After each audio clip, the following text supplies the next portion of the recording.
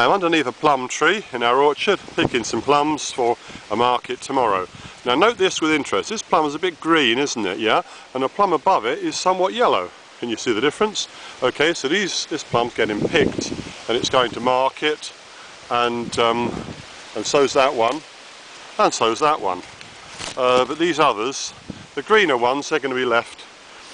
Okay, so they're going to go to market later. These plums ripen successionally and they go from sort of greeny yellow to a yellow with these dappled reddish spots on it, or maybe even a deep golden yellow like that, which are really absolutely perfect. What you don't want is to go like this, which is rotten. Rotten plums to be picked up out and got rid of. And I thinned these quite aggressively earlier in the year. I went over here with the secateurs, in some cases picking off as many as 3 plums out of 4, which looks terrible when you do it, but then later you've got a much better average size and you haven't got branches being pulled off and broken under the weight of fruit, which is very liable to happen with plums. The variety of this plum I do not know.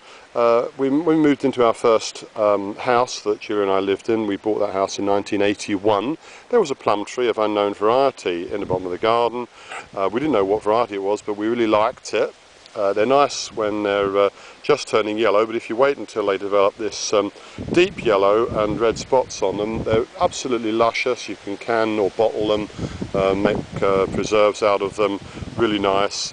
And it's good to grow plums for yourself, because you cannot buy decent plums in the shops usually.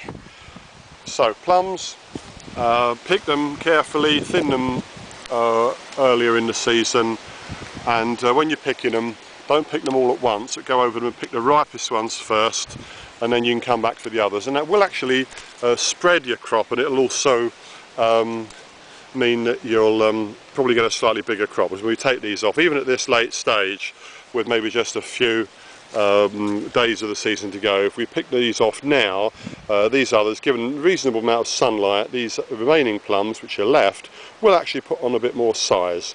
So pick them successionally and ripen them and eat them as they become perfectly ripe. Not every variety changes its colour as it perfectly ripens, but a lot of plums do. Okay, we don't know what this variety is called, because as I say, we found it growing in a garden planted by somebody previously. Which raises the point, when you plant a tree, it's a good thing to make a permanent record of it somewhere, so that you or your heirs or successors will know what it is. And also we think this might be a plum called Warwickshire Drooper. We do not know. It might be a yellow egg plum, it might be Goldfinch.